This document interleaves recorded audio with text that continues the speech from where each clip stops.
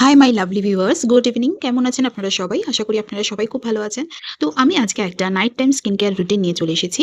Everyday আমি কিভাবে নিজের ফেসের যত্ন নিই সেটা আপনাদের সাথে আজকে শেয়ার করছি। তো আমি খুব সিম্পল একটা রুটিন ফলো করি, সিটিএম। সিটিএম হচ্ছে গিয়ে ক্লিনজিং, টোনিং, ময়শ্চারাইজিং। তো ফার্স্ট স্টেপ আমি একটা ক্লিনজিং নিয়ে নিচ্ছি। ক্লিনজিং এর জন্য সিম্পল একটা ফেস ওয়াশ দিয়ে মুখটা আজকে আমি ধুয়ে নিচ্ছি। হ্যাঁ, ড্রপড হয়ে গেছে হাত থেকে কিছুটা। তো মুখটা ধুয়ে এসে ফেস ওয়াশ আমি দিই সপ্তাহে, এভরিডে আমি রাত্রিবেলা ফেস ওয়াশ দিয়ে মুখটা ক্লিনস করি। যদি আমার মুখে কোনো রকমের মেকআপ থাকে সেক্ষেত্রে আমি দুধ দিয়ে অথবা মিসেলেনিয়াস ওয়াটার দিয়ে মুখটা ক্লিন করে দিই। তারপরে আমি ফেস ওয়াশ দিই। তো আজকে আমার মুখে কোনো মেকআপ ছিল না, তো আমি শুধুমাত্র ফেস ওয়াশ দিয়ে মুখটাকে ধুয়ে এসেছি। স্টেপ 2, এবার আমি একটা ফেস মাস্ক ইউজ করব, যেটা উইকে আমি 3 দিন ইউজ করে থাকি। এর জন্য আমি নিচ্ছি multani mitti powder, sandalwood powder, wild turmeric powder আর লিকোরাইজ পাউডার, আর নিচ্ছি রোজ ওয়াটার, এগুলোকে মিক্স করার জন্য। তো এবার ফেস প্যাকটা আমি বানিয়ে নিয়েছি, সেটাকে এবার মুখে এপ্লাই করে দেবো একটা ব্রাশের সাহায্যে। শুধুমাত্র যে এই ফেস প্যাকটাই আমি মুখে ইউজ করি সেটা নয়, বিভিন্ন রকমের ফেস প্যাক আমি বাড়িতে যে সমস্ত সামগ্রী থাকে সেগুলো দিয়ে বানাই। যেমন আমি দুধ দিয়ে, বিটরুট জুস দিয়ে, দই দিয়ে, বেসন দিয়ে বিভিন্ন ফেস প্যাক লাগিয়ে নিই। তো মুখটা ড্রাই হওয়া অব্দি আমি ওয়েট করব।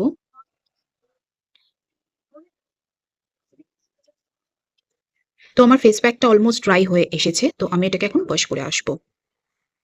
আফটার ফেস ওয়াশ স্কিনটা অনেক সফট ও ক্লিন হয়ে গেছে। আমি বিভিন্ন ফেস ওয়াশ ইউজ করি, কিন্তু ফেস প্যাক ইউজ করি, কিন্তু সেটা সপ্তাহে আমি 3 দিনই ইউজ করি। এভরিডে ফেস প্যাকটা আমি লাগাই না মুখেতে। এবার ফেস প্যাক লাগানোর পর আমি মুখটা একটা টোনার দিয়ে টোনিং করে নিচ্ছি, যার জন্য আমি ইউজ করছি মিনিমালিস্টের এই টোনারটা।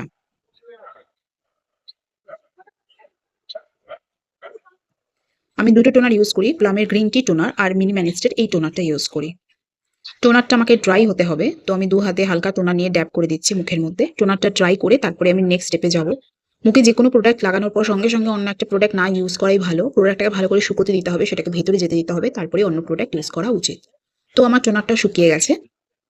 এরপর আমি মুখের মধ্যে সিরাম লাগাচ্ছি। সিরামের জন্য আমি মিনিমালিস্টেরই একটা নিয়াসিয়ামাইড সিরাম নিচ্ছি।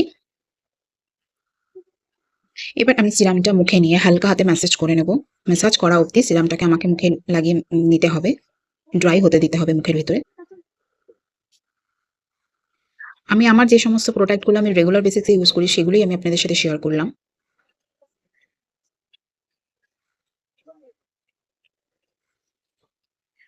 সিরামটাকে হালকা হাতে আমি ম্যাসাজ করে নিচ্ছি।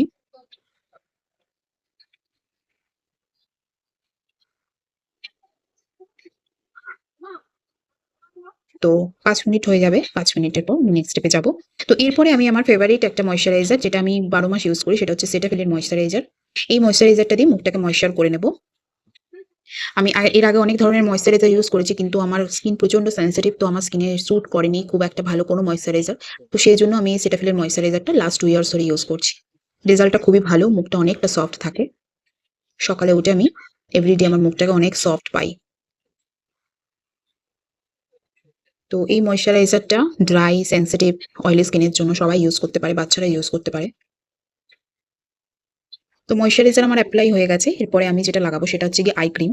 এটা হচ্ছে বায়োটিকের anti ageing eye cream. Eye ক্রিমটা লাগানোর চেষ্টা সবাই করবেন, কারণ কম বেশি সবার আস্তে আস্তে চোখের তলায় প্রথমে রিঙ্কলস পড়তে থাকে, সেই জন্য আফটার 30 আই ক্রিম লাগানোটা ম্যান্ডেটারি। তো আই ক্রিমটা আমি নিয়ে হালকা হাতে ম্যাসাজ করে নেবো চোখের তলাতে। এটা সকালের কোনো আই পাফিনেস বা আপনার ডার্ক সার্কেলের সমস্যা থাকলে আপনি যে কোনো আই ক্রিম ইউজ করতে পারেন, আমি এটা ইউজ করি।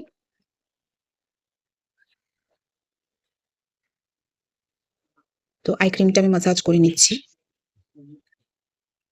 ম্যাসাজ করা হয়ে গেছে আই ক্রিম স্কিনের ভেতর চলে যাওয়ার পর আমি একটা লাস্ট পয়েন্ট, সেটা হচ্ছে গিয়ে আমি একটা লিপ বাম নিয়ে নিচ্ছি। আমি জুডিও লিপ বাম ইউজ করি। তো এরপরে আমি লিপ বামটা লাগিয়ে নিচ্ছি। That's it. এই আমার নাইট টাইম রুটিন, আমি এটা যেটা ফলো করি। Love you all, by.